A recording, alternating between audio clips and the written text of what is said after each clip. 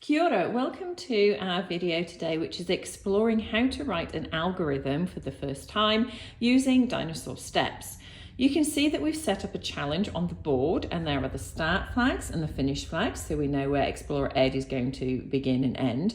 And we've put 2 dinosaurs on there for him to visit too. When you're first starting out, you will probably start this journey without the dinosaurs on them and slowly increase the numbers of dinosaurs to visit to make the algorithm challenge more difficult. What makes Dinosaur Steps different to other processes and techniques that are out there is we have broken down the process very clearly into individual steps. So instead of writing an algorithm now, what we would do is get the students to use the footprint cards to help to plot the path from start to finish, making sure that Ed actually touches the dinosaurs or visits the dinosaurs on the way round. Now, you will note that there are many ways to solve this challenge, and students, when they first start out, can actually decide how they want to do this. They could go in different paths, they can go in different directions if they want to, but you can see that I'm using the footprints to help to plot the path that I intend to take for this solution to this challenge. Once I've plotted the path using the footprints, the next thing to do is to use the algorithm cards, and you can see the blue arrows, and depending on which way they face will depend on the movement on the actual board itself. Now with Dinosaur Steps, the command arrow means that they will be moving one whole step in that direction. There is no turning or rotating in Dinosaur Steps because we've aimed this at younger students or students who are starting to code for the first time, and we didn't want to increase that complexity by adding rotation. So therefore, this means that if it is an up arrow, they're going to be moving one whole step forwards. If it is obviously to the right, then they're going to be moving one whole step to the right. Same as down, one whole step down, and to the left, one whole square across to the left.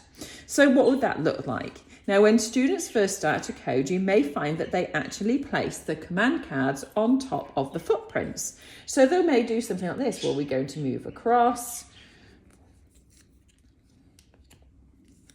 So I'm going to go down, down, and then we're going to go across. And then we're going to go from here, we will have moved across. So I'm going to go down, and then I finish obviously on the square there. Okay, and this is a great starting point for students who have not done any kind of algorithm writing before. What we want to do though is we want to then convert them into writing the algorithm as a separate set of separate instructions. So students can actually then move this across, or this could be how they start if you've got older students or students who have actually been doing this for a little while. And you can see that the command cards are now moving across to the other side to actually write a complete algorithm, a complete set of sequential step-by-step instructions.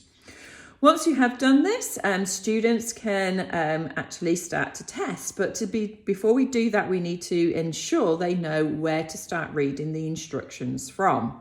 Now, if they have written vertically, obviously this means that they could start from the top or they could start from the bottom.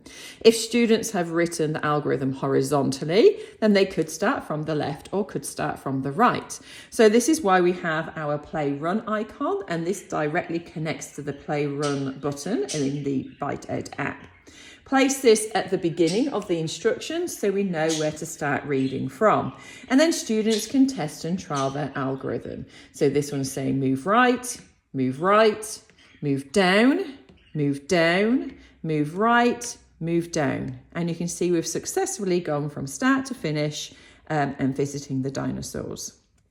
To make it more complex, you can add more dinosaurs on there or watch some of the other videos for other ways to create algorithms and algorithmic thinking.